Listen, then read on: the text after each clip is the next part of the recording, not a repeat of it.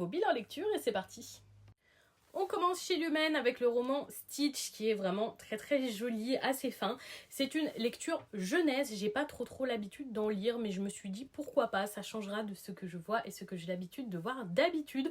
Je l'ai tenté, franchement c'était plutôt une bonne lecture, effectivement je le conseillerais pour un public un petit peu plus jeune que moi mais c'est quand même bien passé auprès de ma personne, surtout que c'est un titre qui amène à la réflexion de l'acceptation de soi et des autres et à l'ouverture d'esprit. J'ai trouvé l'histoire très mignonne, parfois émouvante.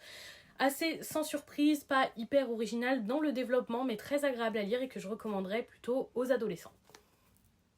On passe chez Kana avec le one-shot La vie d'Otama, qui est donc une biographie d'une femme qui a marqué la peinture de son époque.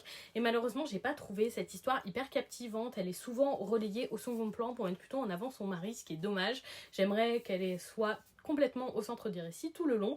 Au-delà de ça, sa vie était intéressante mais pas aussi palpitante que ce que j'attendais. Si vous aimez la peinture, je pense que vous apprécierez, sinon je suis pas sûre que ce soit une lecture que vous trouvez captivante.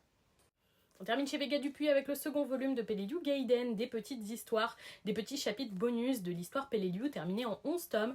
J'ai beaucoup aimé ce tome, on a pu redécouvrir certains personnages ou les découvrir complètement et voir le point de vue aussi des soldats américains, ce que j'ai vraiment beaucoup apprécié. Toujours une lecture agréable, un très bon complément à ce titre que j'apprécie fortement.